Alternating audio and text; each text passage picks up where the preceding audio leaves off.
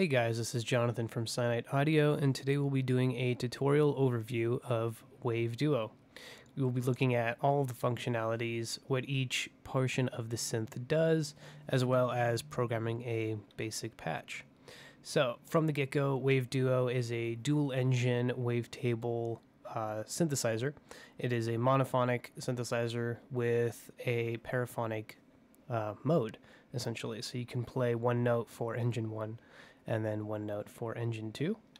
So from a loading perspective, the minute you throw this on, you're going to see it's already loaded on a patch. To get to the initialized preset, we're just going to hit the snapshots bar up here, go embedded in it, and then in it again. So now we are loaded to the initialized preset. It will just be a sine wave.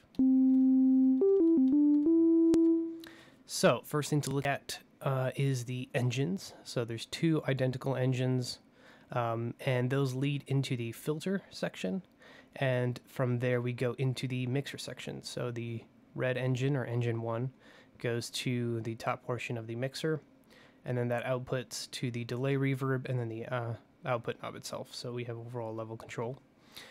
For engine 2, we have the blue engine that goes engine 2, filter, mixer on, that's number 2, and then delay reverb as well, and goes to the output. So the way that the engines function is with a sort of phase modulation style like DX in mind, so like DX7 or something like that. So for the frequency control, it is a ratio control. So this goes from essentially 1/16 or even 0 with a fine tune down here, all the way up to 30, so 32 rather. So this allows us to get really aliased sounds, like crazy types of noise out of it, which I purposefully made sure that there is essentially no anti-aliasing done in here, so you can get these very, very raunchy digital engines that can create these like very crazy old school WaveTable type sounds. So the engines themselves, we have 2 tables.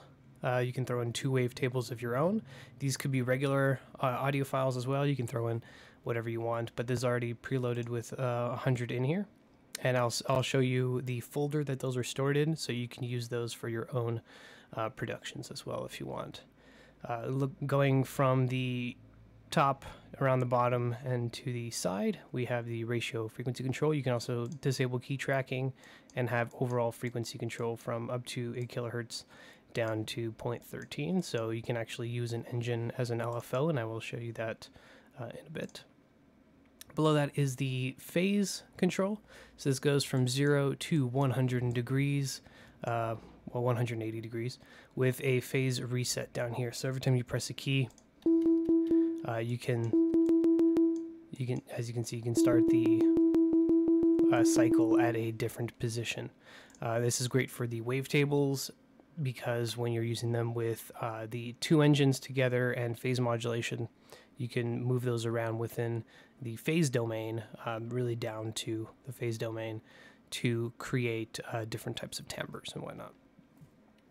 Right below that, we have a feed control. This will feed the output of the engine back into itself. This is known in phase modulation synthesis as, well, feedback, essentially. So if I demonstrate that with a simple sine wave, we can see that it bends more towards a ramp style shape, so we get that a little bit more harmonics out of just a simple sine wave. Next to that is the phase modulation knob. This takes engine 2 and uses it as the modulator for engine 1, being the carrier.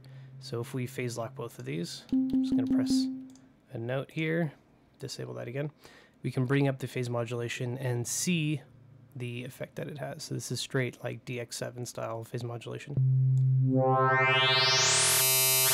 We can get pretty extreme on that higher end. Next to that, we have the three main controls for wavetable positioning. We have the X, Y, and Z controls. Now, it's worth noting early on that all of these parameters do have tooltips. I just happen to have tooltips disabled.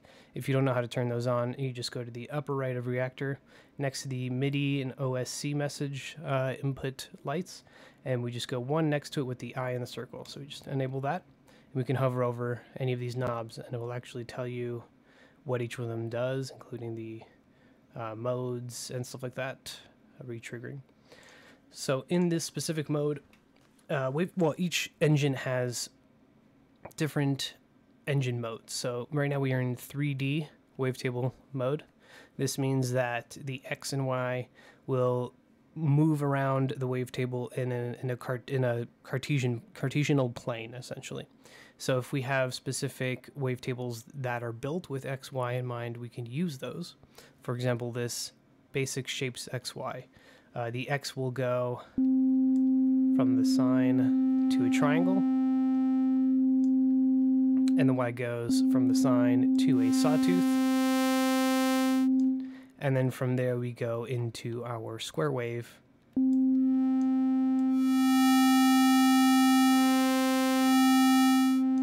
And back to a sine. So we can use wavetables that are predisposed in an XY positional plane to be used with this engine mode. And Z here will move between table 1 and table 2, so that adds that third dimension of table manipulation. So if I put a different table here, we'll do Halcyon.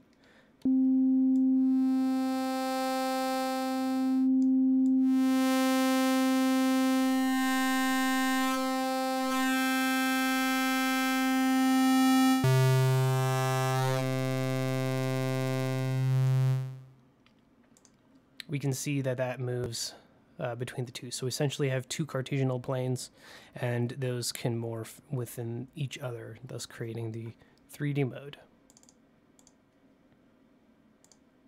Moving on to the knob right above, we have this as the timbre control, essentially a wave folder type of knob. However, if you're putting in your own samples, stuff that's a little bit low gain, you can use this to increase the gain of that. So if I just show it on a sine wave,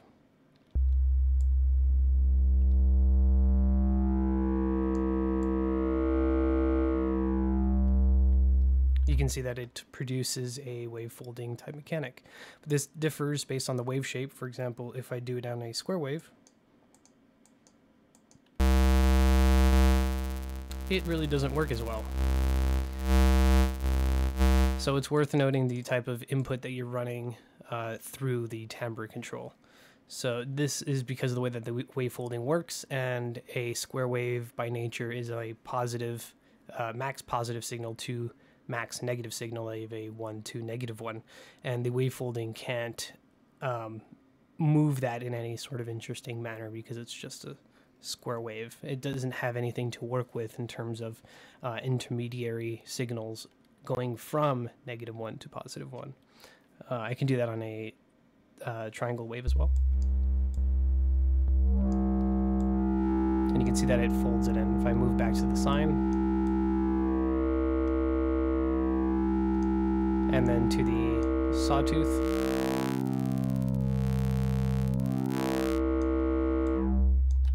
so we can get some interesting timbres between the timbre and the feedback controls, as well as phase modulation. So if I sync these two up, we could do a little bit of phase mod, do a little bit of feed, and then you can throw some of that timbre on there.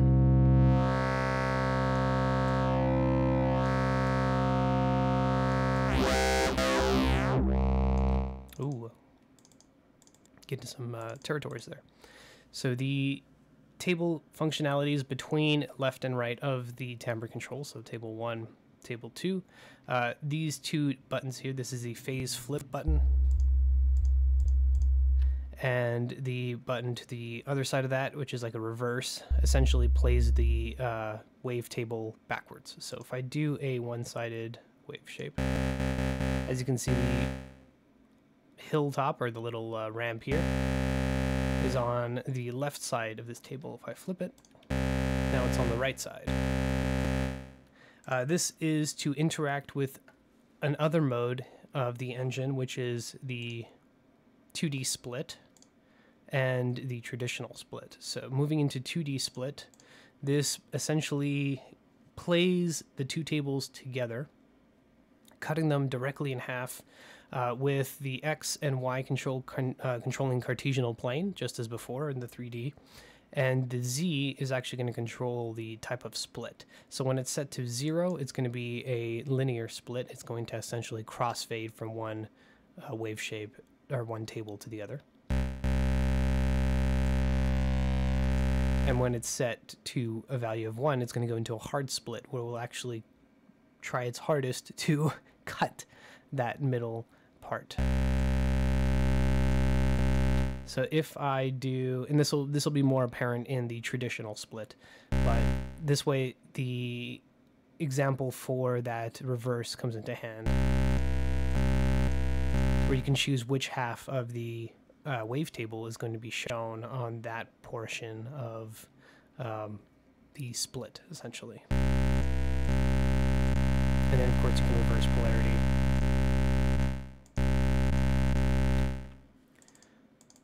So table 2 is just a mirror copy of table 1. It's got its own tables as well. So we have that 100 tables. And from that, we can go into traditional. So the traditional mode is just like your Serum or any other regular wavetable synthesizer. If I do another wavetable here, let's just do basic shapes regular. So I have a basic shapes XY, which is a Cartesian mode that we looked at earlier, where the X goes from sine to triangle and the Y goes from sine to sawtooth, and then the X at a value of 1 and a Y at the value of 1 is going to give you the square shape. But basic shapes on its own in a traditional manner, the X will actually just go through the whole wave table on its own.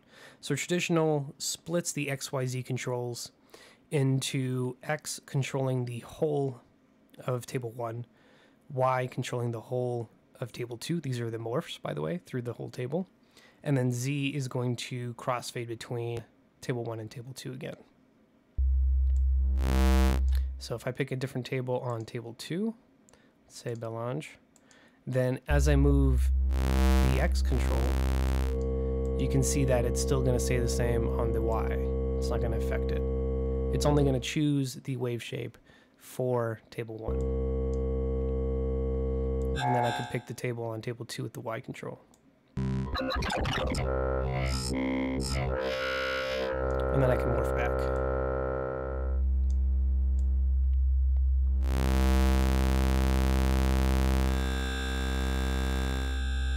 From here we can apply a timbre, of course. Feed.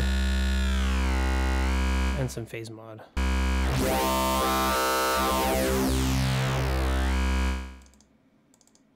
So those are the modes for engine modes for engine 1, except for the last one, which we haven't looked at. Just like traditional and 3D, we have a split mode. So traditional split. This is where we look at, so this is where we just like the 2D split, it's going to split the wavetables in half in terms of the display here. So we will see that we can pick our first wavetable and our second wavetable, and then choose how they're split. So here, this is where the linear and hard really shows. This is a hard split. And then linear. And you can see that each wavetable does affect the other one in the linear split mode versus hard split.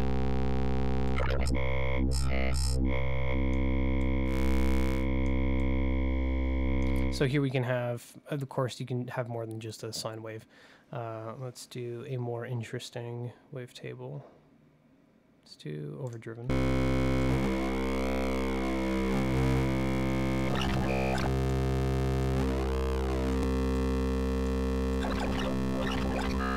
So as you can see, as I move the Y, we are affecting that first table, and vice versa.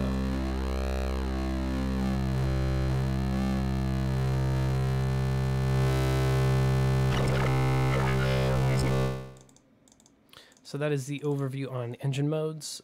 Below that is the warp modes. So if we go a little bit below, the retrig has to deal with the envelope, the amp envelope here.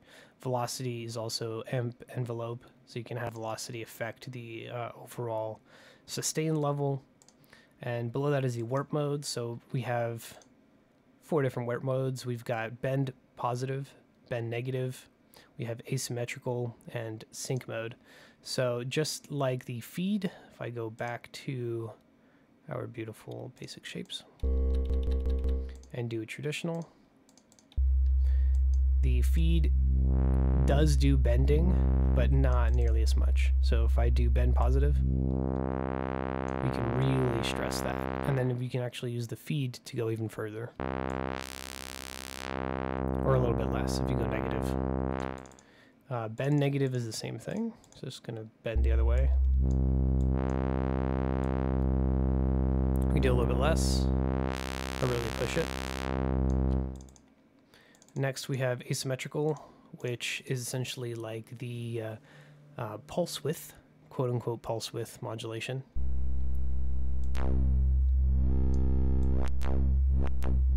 So it takes that middle point of the waveform of the single cycle and will bend that back and forth.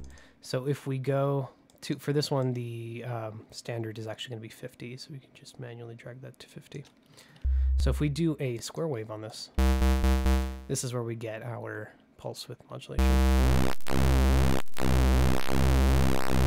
And this doesn't take into account any wavetables that are pulse width modulation, so you can have pulse width modulation wavetable itself. So if I had a PWM type table, which I kind of do, it's, let me find it. I think it is the Square Crush. No, not that one.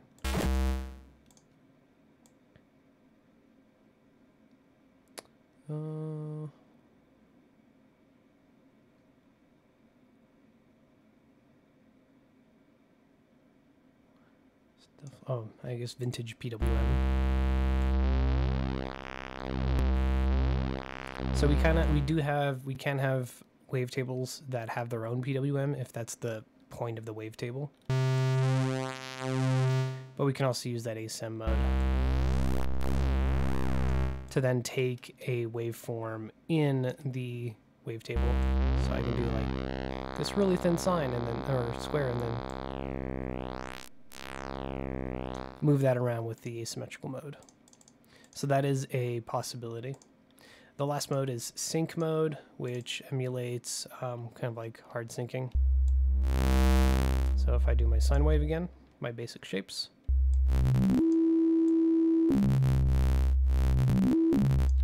If I go to a sawtooth, which essentially just brings up the pitch, just like playing around with the ratio control. This allows the possibility of modulation though, and that's where the amp envelope comes in. So each section of the synthesizer, engine, filter, has its own envelope dedicated to it with envelope mods for the knobs. So you got feedback, PM, X, Y, Z, and warp, as well as timbre.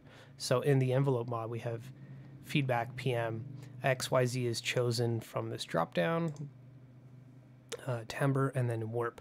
So if I only want to warp in the X table, I would take my amp envelope and I would set it to the X, which it already is. That's the default. And then just bring that up a bit. And then let's say I set a lower sustain, higher decay, higher release.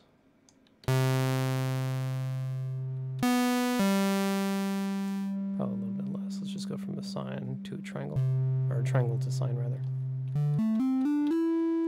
And we can do that with the feedback as well, so I just bring that up a bit. And you can easily get modulation without even touching the mod matrix down here, which is, we will look at that in the future. So we can do some timbre, a little bit of warp.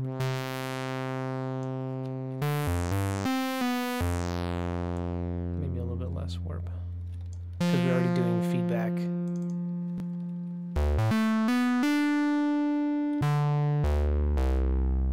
So let's say we do go a little brighter.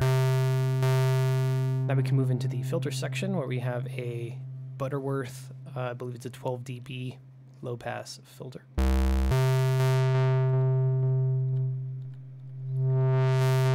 With key tracking, resonance, and then an input level control. So you can actually disable the input level, turn up the key tracking to 100, turn up the feedback, and play it as a beautiful sine wave.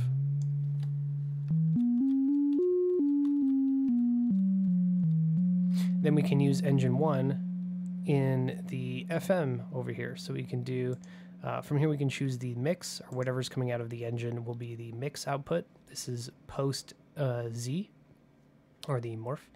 We can just do table 1 or table 2 outputs, and then we can use that for modulating the cutoff, of course.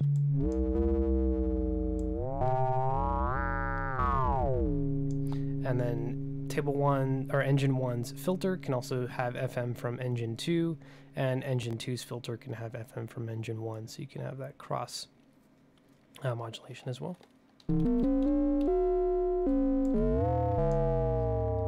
From here we can just lower the decay and release.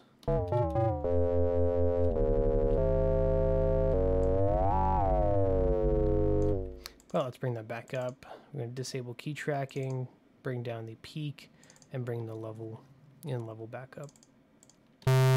So just like the engine previously shown, we have the amp envelope on that engine. The filter has the filter envelope. So if I do a, let's say Belange, we're going to just go back to that. I can use that filter envelope to just move the cutoff, the FM amounts for FM from engine 1, FM from engine 2, and then the matrix FM, which I haven't touched upon down here, is related to the mod matrix. So you can choose, let's say, any one of these mod envelopes, LFOs, or a combination of another engine, as in like engine 1 or engine 2 again, to go back into sending it through into this knob. So this knob would control that amount of modulation. So back to the mod envelope, you can cut off mod, peak mod.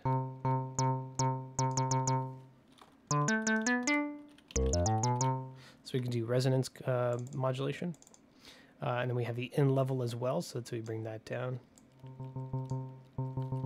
It's kind of like a secondary amp envelope as well. And then the FM amounts from mod 1, mod 2, or engine 1, engine 2, and then matrix. Just like the amp envelope, we have retrig modes. This goes from analog retrig to analog legato, digital retrig, digital legato, and those all have descriptions as well as velocity on the sustain. So engine 2 is just a copy of engine 1, essentially does all of the same functions. So we have an option of having two dual powerhouses here. So we can use engine 1 as like a low sub bass, or engine 2 is like a low sub bass, and then the other one is like a nice high end to give some of that extra glitter, or some, well, glitter, interesting, like sparkly sounds or whatever you want to do with it based on the wavetable that you've got selected, as well as you can also bring in your own wavetables. So to do that, before we go to the rest of the synth, I will actually touch upon that. So to swap, right up here on top of the engine, we have these two toggles here. This is for the, right now it's set to stock. If we switch that to, click on that, we will have two things pop up. We have this cycle option here, and then we have this number here. So what this number represents is the samples per cycle. So just like any wavetable synthesizer out there, for example, Serum, it uses 2048 samples per cycle. That's considered a high quality wavetable. You can click on this and you have an option going from 64 to 128, and then it doubles from there. So 64, 128, 256, 512, 1024, 2048. So if you have, let's say, another synthesizer that uses wavetables and you want to use them with WaveDuo, you just find out the samples per cycle that synth would use. Let's say it's 64 samples per cycle. Then you just click here, you go down to 64 samples per cycle, and then you drag your table into the highlighted table 1. So as you can see, it becomes a drop point when that box is around it. And you can just drop your wavetable in there and it will automatically load it for you. Below or above the user, because now it's set to user when you click on it, is the cycle option. What this does is when you enable this, it will allow to drop in any single cycle waveform, regardless of samples per cycle. As an example, I have Adventure Kid waveforms here from his own wavetables and stuff. Now, his single cycles are actually 600 samples. If I double click on his text file, you can see that his length is 600 samples. In WaveDuo, we don't have the option for 600 samples, but you can click on cycle and then take any one of these, drop it in, and we'll load it, because it will just look at the full size of whatever audio is coming in. So you can actually do this with other things. It doesn't have to be a single cycle, but it will play that back. It's kind of like going into a sampler mode, but it's mainly geared towards single cycles. I can pick another one here.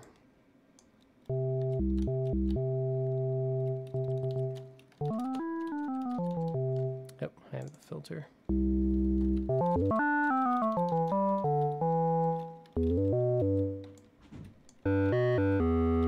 So that is a neat option. If you want to just delete whatever table is loaded, you just right click on the title. And as you can see, it removes it from memory.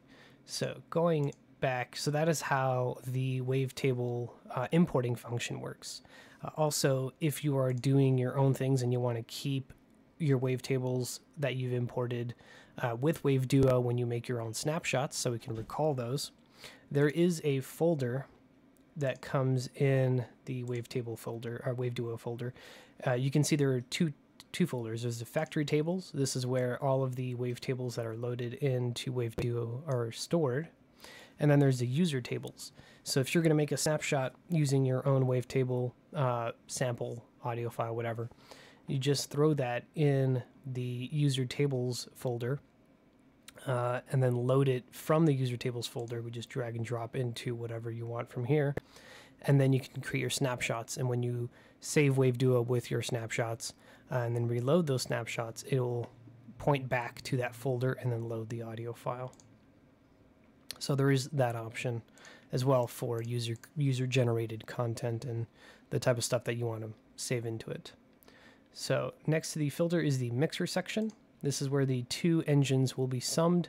We have basic level control for each. We've got stereo panning. So you can take each engine and pan them differently.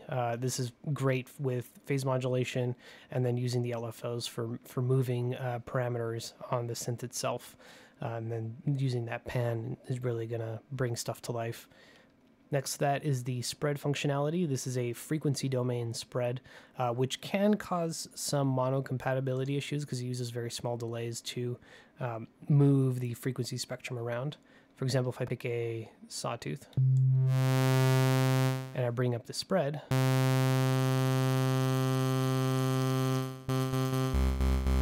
you have some of the frequency domain on the left ear, which is more present. The high frequencies are going to be on one side.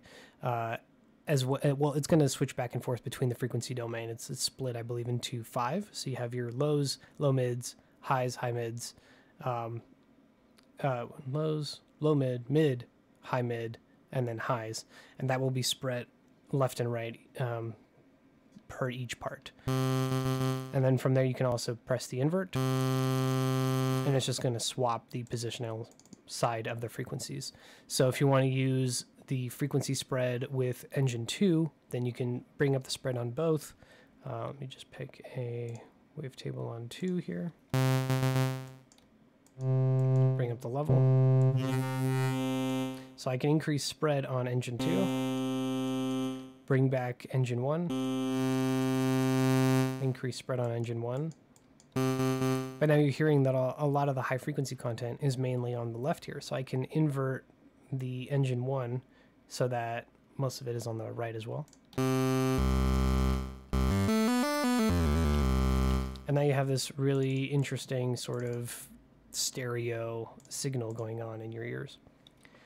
Next to that, and the final control on the mixer, is the ring modulation. So along with doing phase modulation, we can also do ring modulation as well.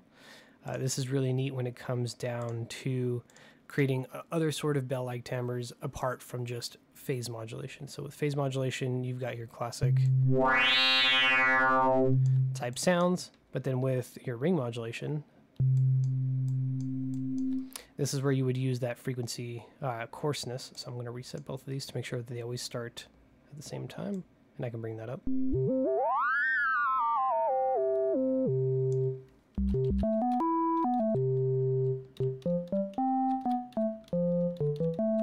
So it's another way of getting into like, I guess, sideband type of stuff that could be generated from amplitude modulation, or I guess bell-like stuff as well. But you can use other wavetables as well. You don't have to necessarily use simple stuff. So I can go back and pick another wavetable.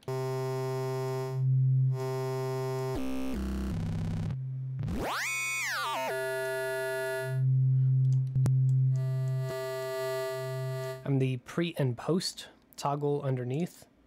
This deals with whether it is pre-panning, post-panning, and that is to deal with when you're panning your stuff stereo, how that will interface and interact with the ring modulation. So moving from that below the mixer, and this is after the mixer, it's going to go into the delay reverb. There is a toggle here next to the title to swap to a mid side.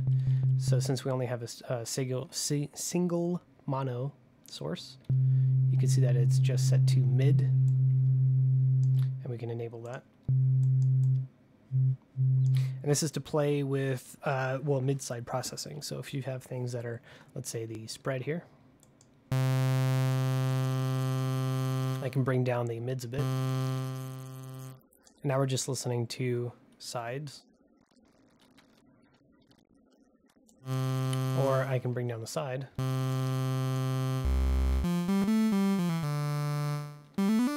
And we're just listening to what the spread does to the mid functionality.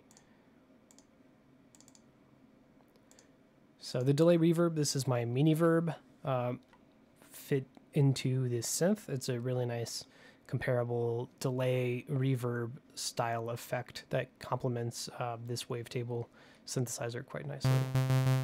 So if I pick something like, well, actually I already have Belange loaded. I'm just going to swap to it. And we enable that. It does take a little bit more CPU because it's a little heavy, but you can always use your own effects as well. So quick overview of the delay reverb. We have the shape control here. This goes between 100, 0 to 100, 0 being more delays, and 100 being total reverb. We have our size control. And that can go to a very, very, very long time.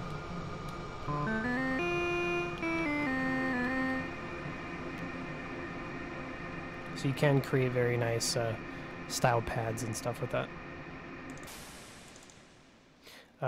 Right up here is the pre-delay. This is from 0 to 100 milliseconds. So let's say we have it on the reverb, we can actually space that out. Versus just having it on its own right away, we can move that up to 100 milliseconds forward. Below that was the time. This is the overall feedback control.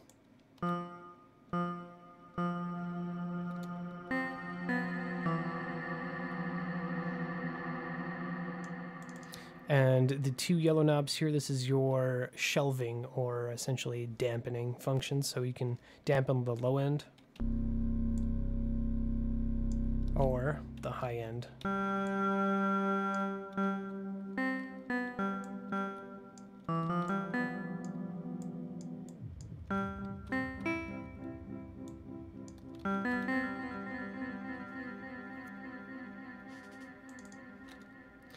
Finally, next to that is the sample rate control. So this allows us to get more into lo-fi type sounds. And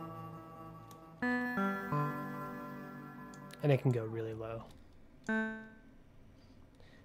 Obviously, the lower the sample rate is set, the longer the delays will be, so you can adjust the size to compensate for that.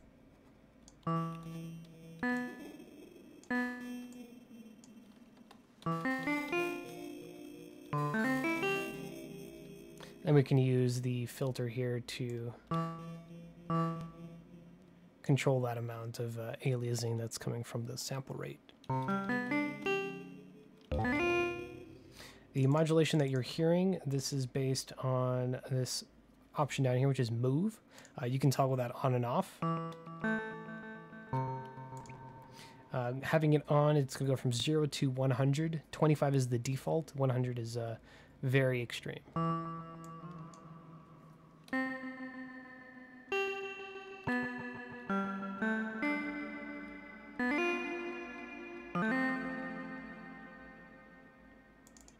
You can always double-click things to bring it back to the original stated positions. The following from that, next to the move, is the multiplier. So this actually is going to take the delay times and double them. This will also kind of darken the mix a little bit because you're essentially, this is a play on the sample rate control, but it's geared to actually get a doubling of the time and some of the darkening without having to get the aliasing sounds.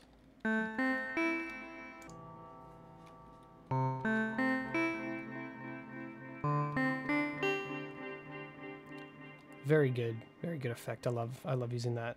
Maybe a little bit less modulation.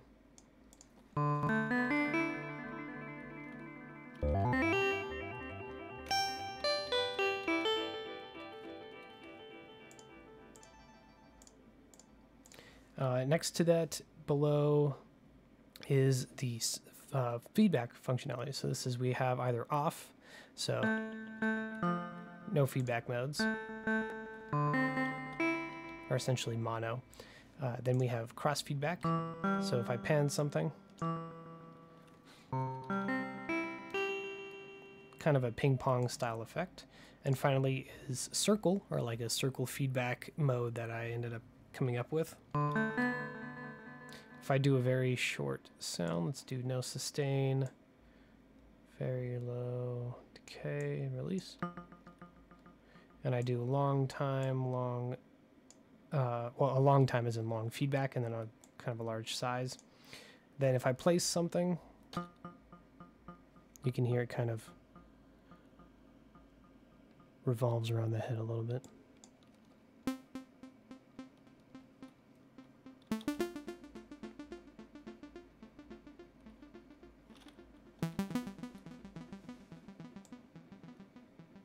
That's a really cool effect. I really love using that one. And then finally is the on-off toggle. This will turn the delay reverb on or off. This whole functionality is available as MiniVerb. That's also on my store as well. There'll be a link to MiniVerb in the description of this video. So from the delay reverb, next we have the output, and this is just overall level control.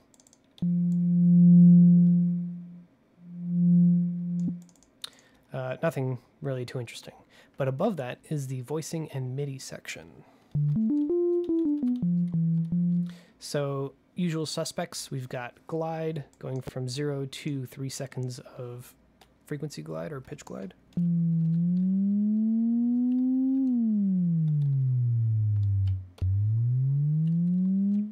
Everyone loves that. We've got a pitch bend range control going from 0 all the way up to 12 semitones. And a detune control here. What this detune does, it actually detunes engine 2 all the way up to 1 octave. So it goes pretty large range. If I bring that guy in there and let's do a little bit sharper sounds here. Can bring up that detune.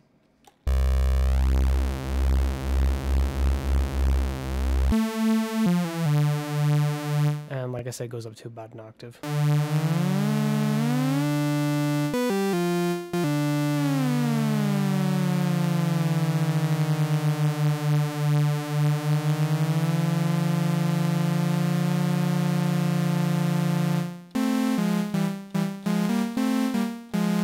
Also, that's where you can get your sort of intervals and stuff like that that you can come up with. Below in the white section, we have the mod wheel mode. So because we can use the mod wheel as a modulation source in the mod matrix, we can choose here the mode that it will function as. So generally, the mod wheel goes in a unipolar fashion. I don't know why I said faction. From 0 to 127, or 0 to 1 in this synthesizer.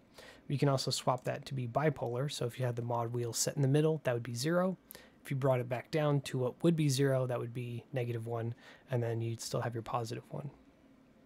So you can use that as a nice bipolar mod source. We've got also this toggle right here. This number toggle that goes between 1 and 2. This is for the pitch bend. So we can have the pitch bend only affect engine 1 or engine 1 and 2. Below that is the capturing functionality, which I will touch on at the end of this video.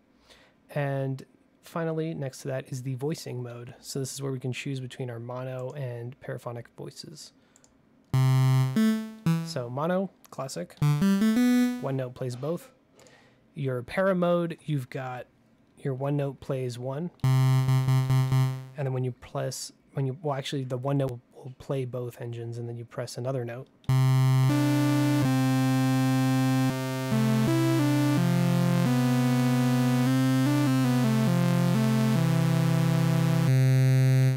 And that will go, and while holding the first note, the other notes will end up playing the second engine. So you can move that around, especially when you've got, let's say, sine waves. And we are using a little bit of phase modulation on engine 1, because engine 1 would be our bass note. Let's do a little bit of movement on engine 2, or actually we can just do some detune. So we can play a nice low note.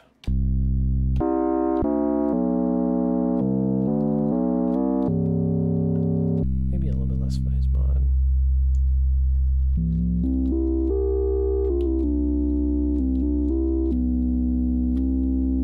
And now we're playing that second engine.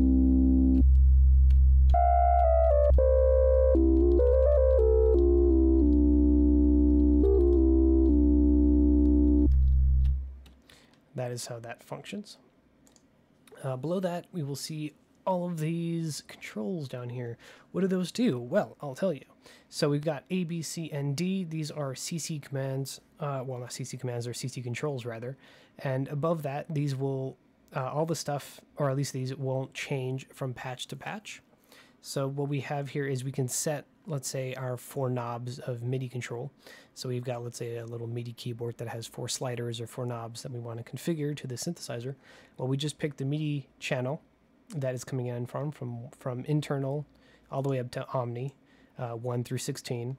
And then we pick our CC value that we'll be looking at. So let's say that knob on your MPK Mini or something is set to CC of 42. So we go all the way up to 42 right here.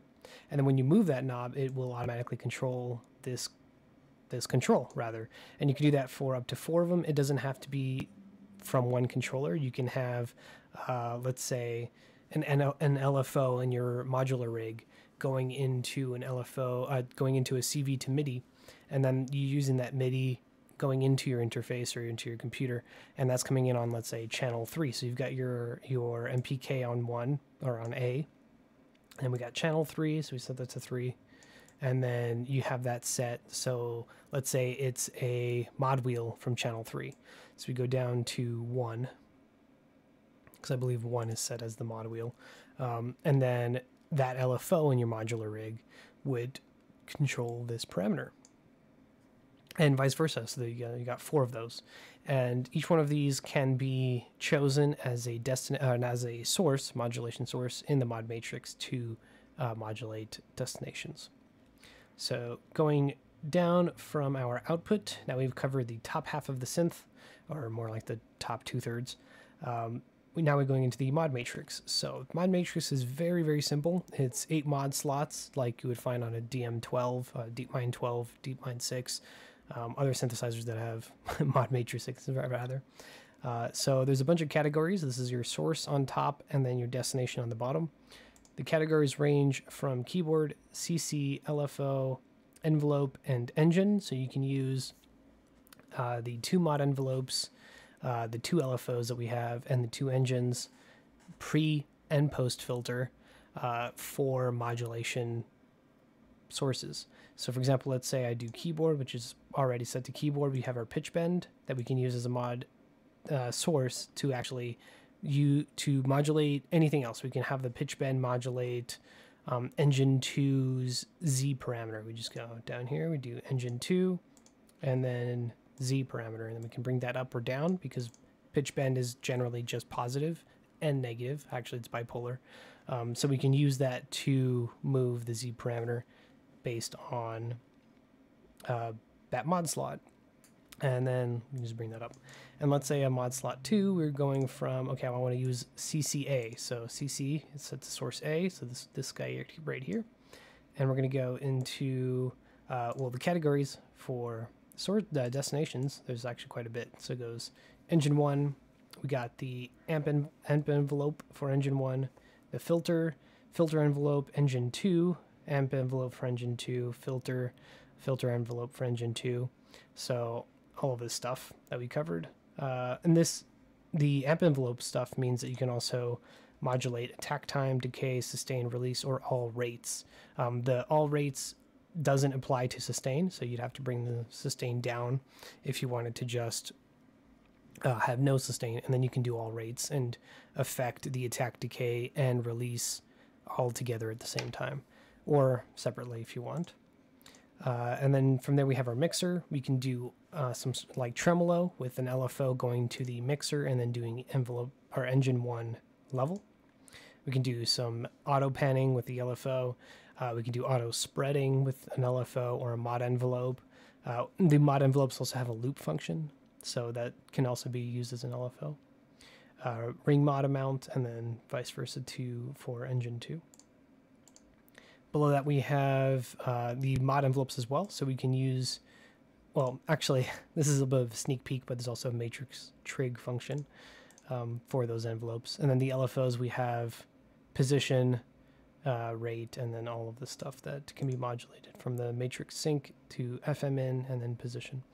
So that covers basically the categories except for the delay reverb. So we can also modulate delay reverb parameters and mod matrix itself. So you can have one mod slot affect the amount of another mod slot, kind of like an intermediary of using like, I want to have an LFO modulate the amplitude of engine 1's level in the mixer.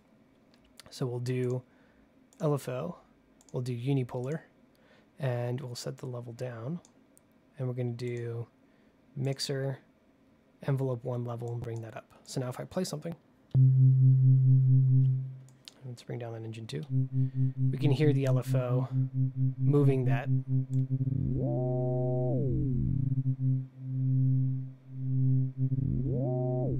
But now we can also have, let's say I want this to only function when I'm using a mod wheel. So you can bring down the amplitude or the amount of modulation.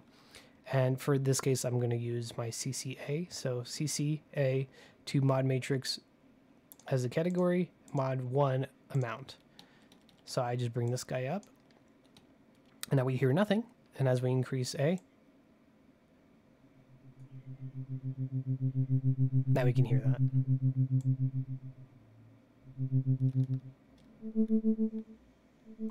So we can have another parameter modulate the amount of a modulation slot, essentially. And this functions for every one of the 8 mod matrices that we have, or 8 mod matrix slots in this mod matrix that we have. So moving on to the bottom 4 little modules that we've got, we have the mod envelope 1. The 2 mod envelopes work the same, except, and the 2 LFOs work the same, except that they're geared towards each engine respectively. So mod envelope 1 has its predisposed modulation or fixed modulation that it has down here will be for engine 1. Mod envelope 2, that's for engine 2, LFO 1 for engine 1, LFO 2 for engine 2. And the colors on the XYZ down here will kind of indicate what each one of them is, as well as has engine 1, engine 2. So you can use modulation stuff on the engines and filter without having to even touch the mod matrix itself, because I know that 8 slots is a little bit limiting, but using the mod envelopes and the LFO's internal pre-routed modulation, you can have a lot of movement without even touching the 8 slots. So it saves those 8 slots for more esoteric or other types of things that you want to try to attempt with it. So looking at one mod envelope, we have an ADSR. So attack, case, and sustain release. We have the retrig functions, just like the rest of the envelopes. We've got velocity, as usual. And then the trig source. So this is the fascinating part. Right now it's set to keyboard. So if I reload my initial patch, let's say I have my mod envelope going to engine 1's timbre. So right now, this mod envelope is controlling the timbre amount on engine 1. I'm not even touching the amp envelope. I can release the, I can bring down the sustain.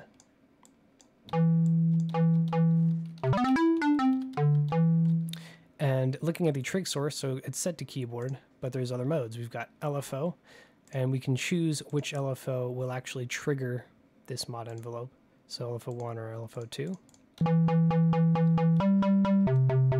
So we've got now, based on the LFO's rate, we can trigger the mod envelope.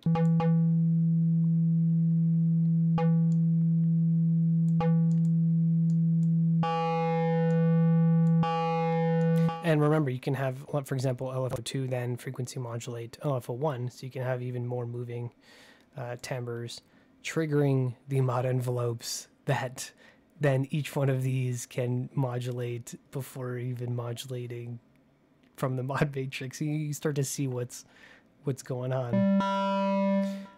So apart from the LFO triggering, we've also have loop mode. So based on the attack and release time, we will create sort of like an LFO with a rise and fall.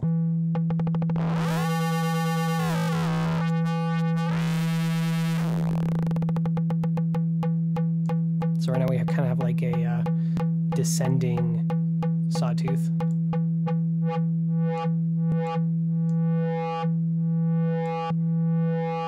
can do an ascending.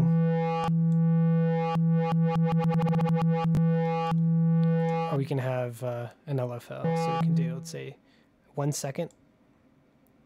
And then, so right now it's set to 1 second LFO, which is because you have to take into account the times of the attack and release, add them together, and that's how long the whole envelope's going to be. So attack of 1 second, release of 0 milliseconds, or 0 time in general, then that's going to be a 1 second rising envelope. If we add release of 1 second as well to kind of create a rise fall that's smooth, now we have a 2 second LFO.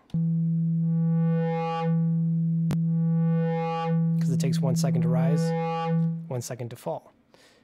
So we can do up to 60 seconds of attack and 60 seconds of release, which is very slow, but gives us a 2-minute envelope. That loop, so like a 2-minute LFO essentially.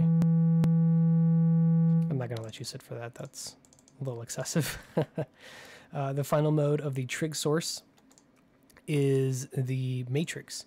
So what this means is we can have, so now it's looking at the matrix for what will be triggering this mod envelope.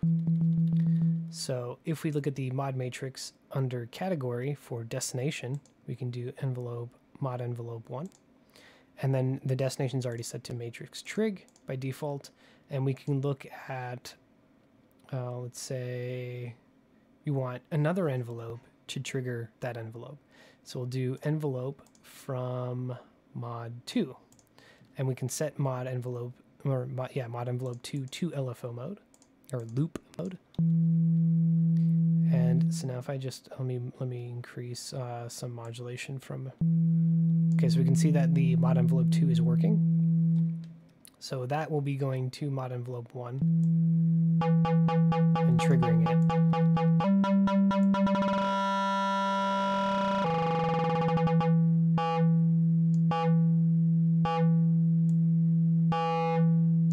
So this allows us to have, if you have it set in this fashion, then we can have a fast envelope coming from mod envelope 1, and then a short, and then a longer mod envelope 2 as the LFO.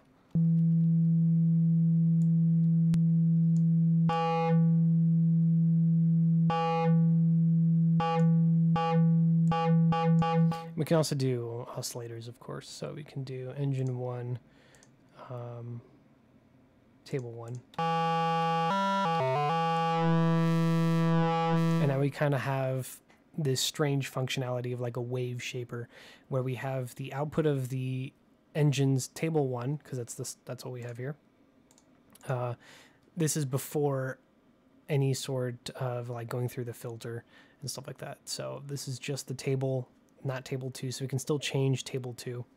I can pick another WaveTable here.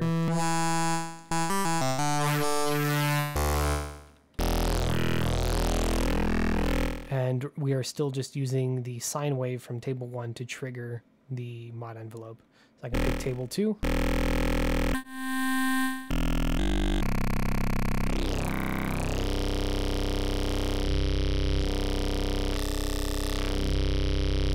And we are going to get a different timbre because of the fact that it is a different table. So having the audio rate engine trigger the envelope allows us to have these really, really fast triggers, and because of that, the attack, decay, sustain, release will then will move depending on whether it's set to a really short time. Because you're triggering it at such a fast rate, you want to have a short envelope time so that it can be more present in terms of the modulation. I don't know if that made any sense, but if not, then just think of it like a wave shaper. So you're triggering it like an oscillator. So you have to create the oscillator's wave shape using the attack, decay, sustain, release of the mod envelope. So moving on to LFOs, LFO 1 and 2, because mod envelope 1 and 2 are the same. So I'm going to reload the init. So the two LFOs are WaveTable LFOs. They are not Cartesianal XYZ WaveTable LFOs. They're just a traditional, like the traditional engine mode. So you're just going to be scanning through the WaveTable. Now and you can do the same things as the engine. So you can click on stock and then bring in your own user WaveTable or a single cycle or audio file sample, whatever you want. You can just throw in there. It's got to be a .wav file. That's one thing for certain. So how do you see the wave shape that you're searching for? So let's say I know basic shapes is going to go between a sine to a square wave. I can actually just bring up, say, the pan. So right now I know it's a sine. Okay, now I'm hearing a discontinuity in the signal, so I know that I've reached into the point of a sawtooth. And now I'm at a square wave. So the way to actually see what wave shape you're choosing with the LFO is right next to the LFO's title on the left side. You'll see this very, very nice little small button of a sine wave or an oscillation wave in a box. So you click that, and it will display the LFO's current waveform position in the engine 1's display. So from here, I don't even have to press any notes, and I can see the movement and positional scan of that LFO's wavetable. You can do the same thing with LFO 2, except LFO2 will just put it in engine 2, so you can actually look at both LFOs simultaneously without having to even play anything. So this is a great way to visualize the type of LFO modulations that you're going to be applying before you even press a key, so you don't have to do it auditorily and try to guess. You can also adjust phase. So from here you can say, I want the 2 sine waves, but I want to move one of them, let's say 45 degrees out of phase. So I'm going to take, let's say LFO1, and move that all the way up to 45 degrees out of phase. There you go, 45 degrees out of phase. I can do 190, and then it's just going to cancel LFO2. So if I do LFO modulation on panning, so let's say I disable both of these now, and bring up engine 2, and I have it set to pan.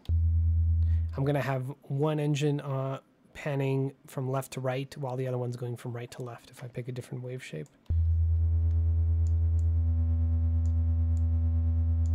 Let's say I pick a higher frequency on engine 1.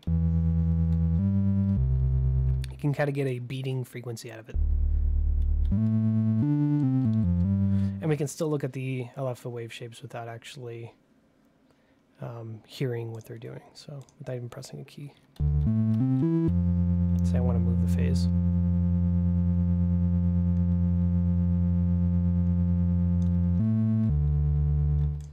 So that is the functionality for that. For the way that the LFO's rate is calculated, we have the rate/sync function. So currently it's set to free, as in it will always be running regardless. Let me go back to, let's do warp. And then we have a rate knob based on that rate sync mode. So rate goes from 0.032 hertz all the way up to 500 hertz.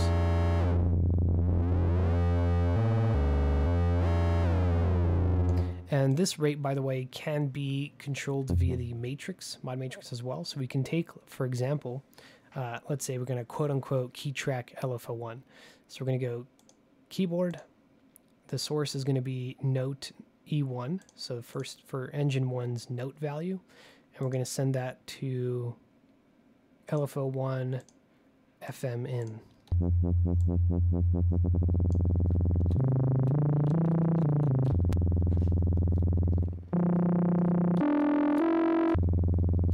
So now we have this LFO that can essentially follow the frequency of the quote-unquote key tracking it, actually, yeah.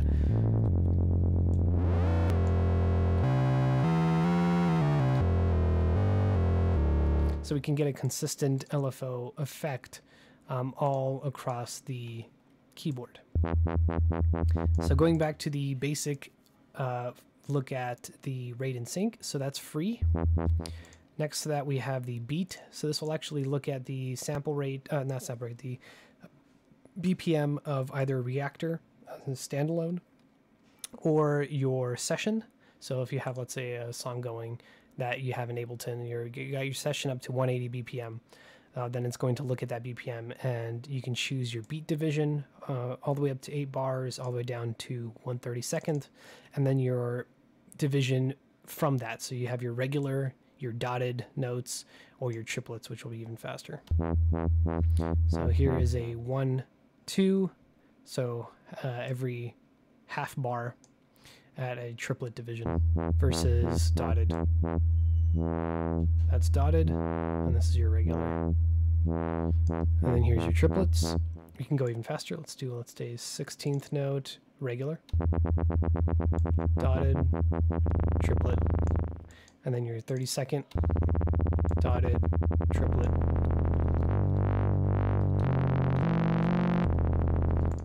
And remember that is based off of the BPM.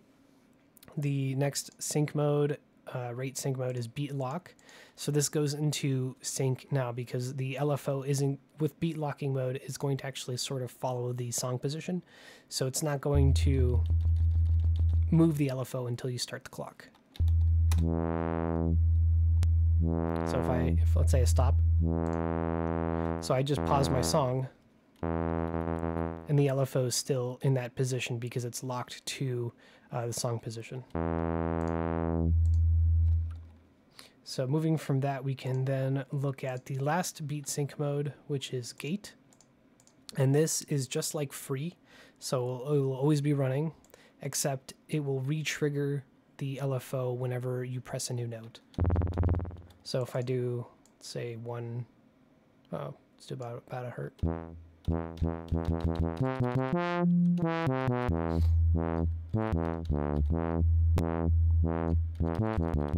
So you're just re-triggering the LFO every time to produce a very repeatable type of modulation. So it's like a mod envelope if the mod envelope was set to loop. However, when the mod envelope is set to loop, you can't actually re-trigger that.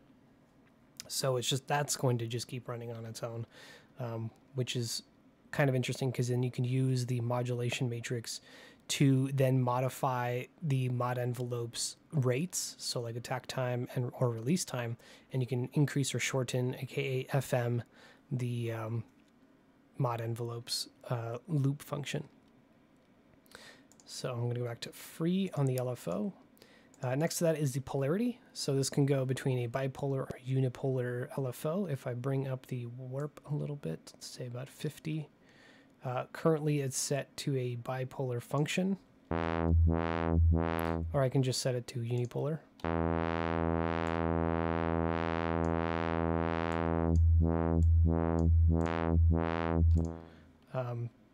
This doesn't have to do with the mod matrix, so you can, the only thing this polarity affects is the predefined destinations, the modulation destinations for the LFO underneath it.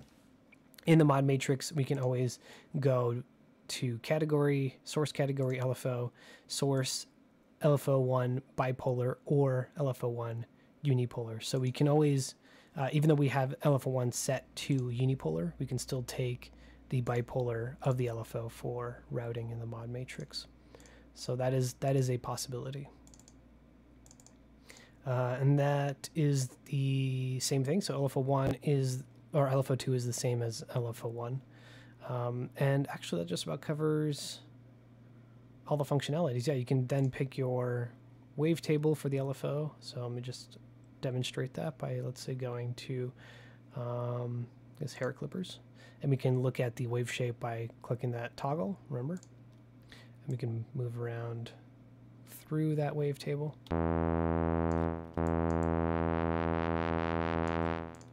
Let's pick another one. Let's do Igor.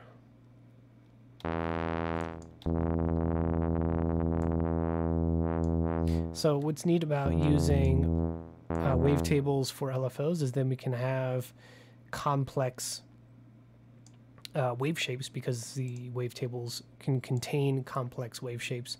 We can use those as modulation for other things. So we can have a beat, I guess, predefined movement within the LFO without even having to generate said movement by having another LFO frequency modulate it, or by using some sort of phasing techniques within the LFO in a mod envelope that are moving parameters against each other. So you can have that extra level of creative movement without even really trying. Essentially, is what I'm saying. So, with that being said, the final thing is the capturing mode. So the way that the capturing mode works is this is going to be included with, or TableCapture is included with WaveDuo. If I open up the folder and go to my WaveDuo folder, you will see, or whatever it is that you have it set, you'll see there is a TableCapture.ism. So if I bring that guy in here, this is just like my Reaktor block. So this is going to be, this is for capturing wavetables from either an oscillator, a synthesizer, whatever you want. For in this case, we're going to be capturing from this synthesizer itself. So to hook that up, it is very simple. In the structure view, we're going to take the capture output, route it to the input of TableCapture. We're going to take the mod out, or actually we're going to look at this is the capture pitch, which is going to be blocks pitch. So we're going to take blocks pitch, route that in. If you're not sure, you can always turn on the info hints. I'm going to just look at that. So capture pitch input for TableCapture is block pitch output. So we're going to take the block pitch and put that into the capture pitch.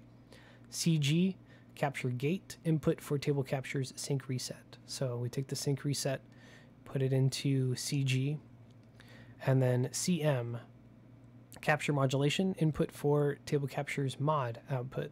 So we put that in there. And then we also have option for X and Y modulation. So this is the X output and Y output, and those would go into CMX and CMY.